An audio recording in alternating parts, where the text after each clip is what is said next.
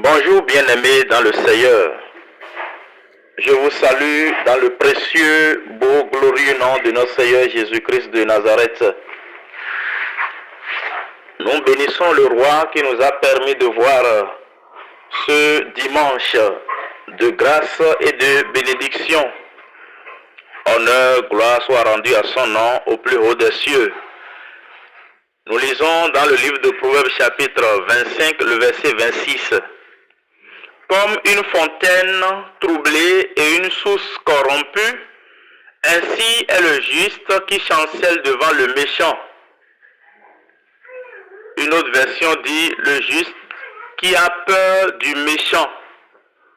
Frères et sœurs dans le Seigneur, qu'est-ce qu'on peut comprendre de ce proverbe? Et qu'est-ce qu'on peut retenir? Vous voyez, le juste ici, c'est celui-là qui pratique la justice. Le juste en notre temps aujourd'hui, c'est celui-là qui a reçu le Seigneur Jésus comme son sauveur et son Seigneur personnel. La Bible déclare que celui qui reçoit Jésus, Dieu le justifie. Il devient juste par la foi en Jésus-Christ et non par les œuvres. Le méchant, c'est celui-là qui n'a pas reçu le Seigneur dans sa vie. Le méchant, c'est celui qui veut du mal de son prochain. Le méchant fait des projets mauvais contre son prochain. En tant que juste que nous sommes, vous et moi, nous sommes aujourd'hui, nous ne devons pas avoir peur de ces méchants. La Bible déclare dans 1 Jean 4, verset 4, que celui qui est en nous dépasse celui qui est dans le monde. Un juste ne doit pas avoir peur d'un méchant, de n'importe quel degré.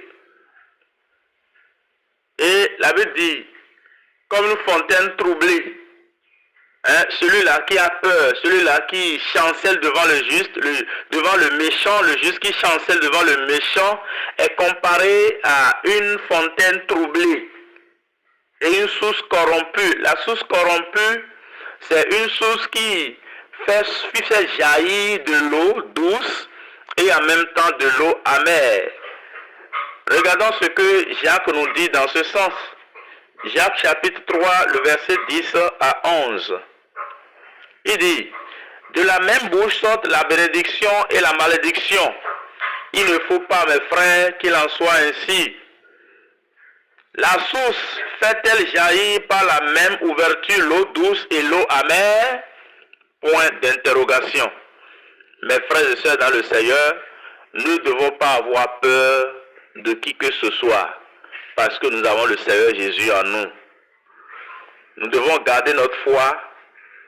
Nous devons garder notre foi et savoir que celui que nous avons en nous dépasse celui qui est dans le monde.